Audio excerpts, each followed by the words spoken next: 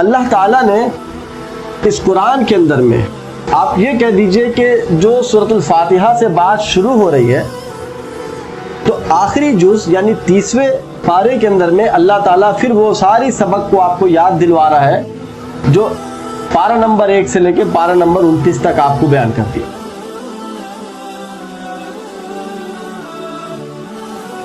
اسی کتاب کے اندر میں ایک بہت خوبصورت معجزہ بھی ہے، میں بھی آپ کو وہ معجزہ دکھاتا ہوں کہ بہت خوبصورت معجزہ ہے، کیونکہ یہ قرآن مکمل معجزے کی کتاب ہے۔ اس میں کیا معجزہ ہے؟ اور وہ یہ معجزہ ہے کہ آپ دیکھو گے کہ قرآن کے آخری پارے جو 30واں پارہ آپ ہم کہتے ہیں، یعنی جز 30 جو ہے، 30واں جز جو ہے، اگر آپ اس کو پڑھو تو آپ یہ دیکھو گے کہ اللہ تعالیٰ نے ایک ٹاپک چنا اور اس پر 4 صورتوں کو نازل کیا ہے۔ اللہ نے ایک ٹاپک چنا ہے اور اس پر کتنی صورتیں نازل کی؟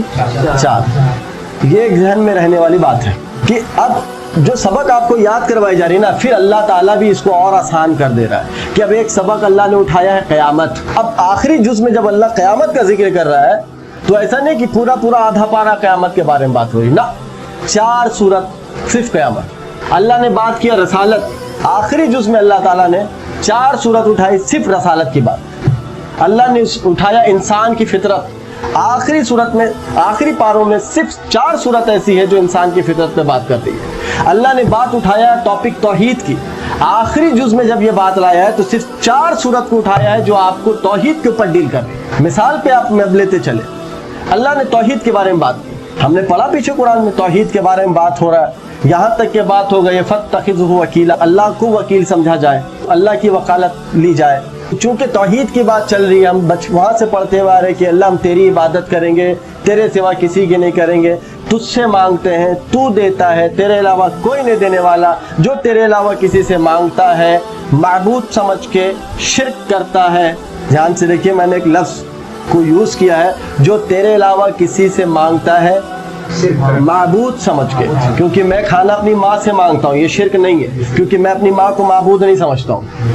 اگر میں اپنی ماں کو خدا سمجھ کے کھانا مانگوں تو شرک کر جاؤں گا۔ یہ مسئلہ ہی نہیں ہے کہ زندگی ہو یا موت ہو، اگر زندہ آدمی کو بھی خدا سمجھ کے مانگا جائے تو شرک، مرا آدمی کو بھی خدا سمجھ کے مانگا جائے تو شرک۔ یہ آپ بحث میں مت جائیے کہ زندہ سے اگر کوئی مانگے تو شرک نہیں ہے، مردہ سے مانگے، انما الاعمال بالنیت، اعمال کا دار و مدار نیت پہ۔ اگر زندہ کو بھی آپ نے بھی خدا سمجھ لیا، مشکل کشا سمجھ لیا، آپ کی چھٹی ہو گئی، مردے کی تو بات ہی الگ ہو گئی۔ تو اب توحید کی ایک ٹاپک اللہ نے اٹھایا، توحید، وہاں سے پڑھتے آ رہے تھے، تیری عبادت کریں گے، تجھ سے مدد چاہیں گے، تو دیتا ہے، تو وکیل ہے، تو غفور ہے، تو قادر ہے، تو۔ اب آخری جز میں اللہ نے ایک ٹاپک اٹھایا، کیا میں نے کہا؟ توحید۔ اس پہ 4 کل نازل کیے۔ کتنے کل ہیں؟ 4۔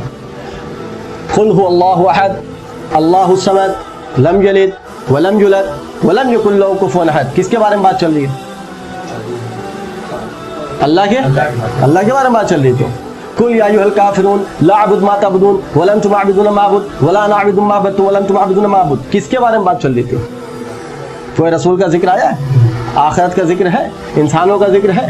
اللہ کے بارے میں بات چل رہی ہے۔ قل اعوذ برب الناس، قل اعوذ بالفلق، کس کے بارے میں بات چل رہی ہے؟ صرف اللہ کے۔ یعنی اب ایک ٹاپک اٹھایا اللہ تعالیٰ نے، کیا؟ توحید۔ اس پہ کتنی بات کہی تھی؟ 4 صورت نازل فرما دی۔ گویا کہ اس 4 صورت کے اندر جو توحید بیان کی گئی ہے، اسی توحید کی پوری تفسیر آگے ہو رہی ہے قرآن میں، جو آپ پڑھ کے آ چکے ہو۔ یا یہ کہہ دو کہ جو توحید آپ نے قرآن سے پڑھا ہے، اس 4 صورت میں اللہ نے اس کو کنکلوڈ کر دیا۔ کافروں نے کہا محمد صلی اللہ علیہ وسلم ہمارے رب ہے عزا، منات، ہبل، نائلہ، ہمیں بھوک لگتی اس سے لیتے ہیں، پیاس لگتی اس سے لیتے ہیں، بچہ اس سے لیتے ہیں، کھیت کا ضامن یہ ہوتا ہے، آپ کا کیا ہے؟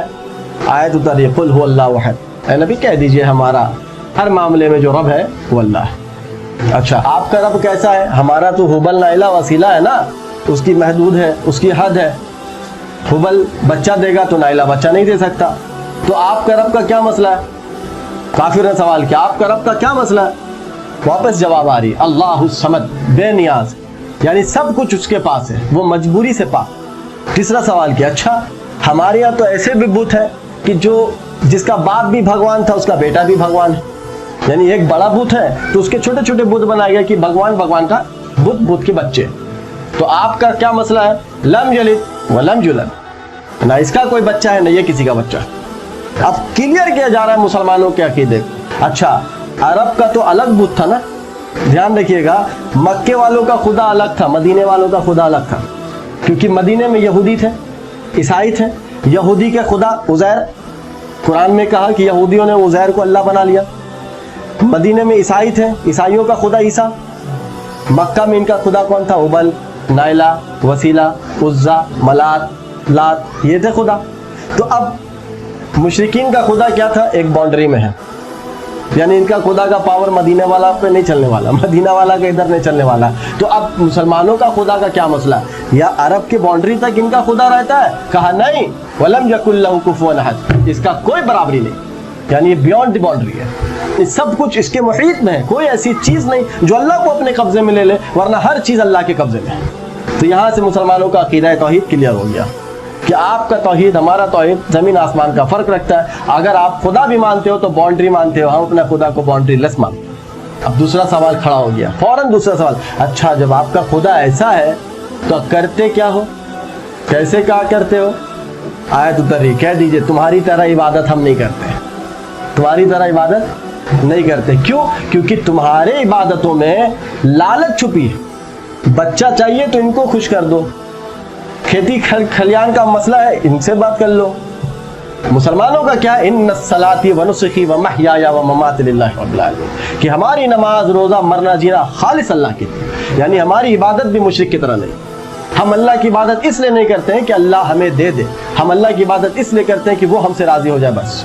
वरना अगर हमें भूखा भी वो रखे तो हम उसकी इबादत करते हैं। कि आप भूखा रह की इबादत नहीं करते, रोज़ा इबादत नहीं है, हर रोज़े में आप भूखा नहीं रहते, हम तो भूखे रह के भी इबादत करते हैं। तो हमारा इबादत उनकी इबादत में भी फ़र्क है, इसीलिए रसूल कह रहे ला अबुदुना मा ताबुदून, हम जिस तरह इबादत करते तुम इस तरह इबादत नहीं कर सकते। तो फिर सूरह फलक और सूरह नास, तो अब ये तौहीद का टॉपिक क्या हुआ?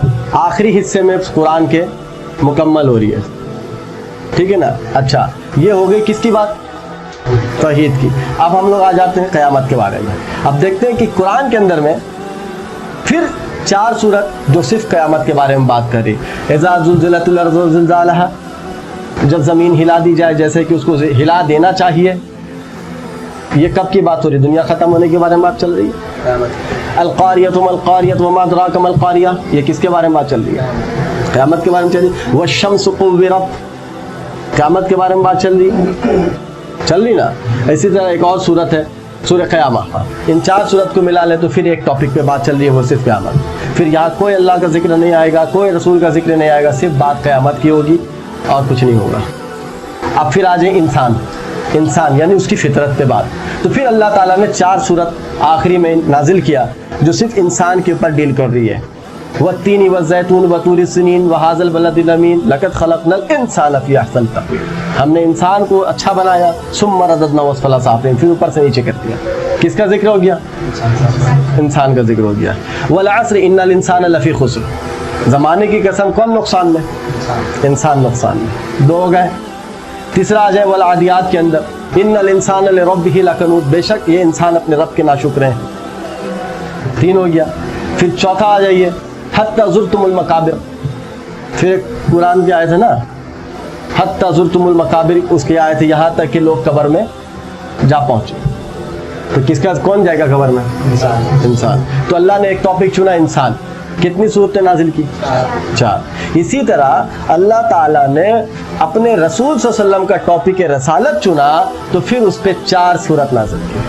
कौन कौन सी सूरत है? सूरह इन्ना आतैनाकल कौसर, एक सूरत किसके बारे में बात चल रही है? अल्लाह के रसूल के बारे में बात चल रही है। दूसरा आ जाए वज़ुहा वल्लैलि इज़ा सजा मा वद्दअका रब्बुका वमा क़ला, किसके बारे में बात चल रहा है? क्या नबी आपका रब आपको ना कभी छोड़ा है ना आपसे कभी दूर हुआ है। तो किसके जिक्र हो रहे हैं? रसूल सल्लल्लाहु अलैहि वसल्लम का जिक्र हो रहा, ठीक है ना। अलम नशरह लका सदरक व वज़अना अन्का विज़रक, क्या हमने आपका सीना नहीं खोल दिया और बोझ जूठे आपसे ना उठा दिए।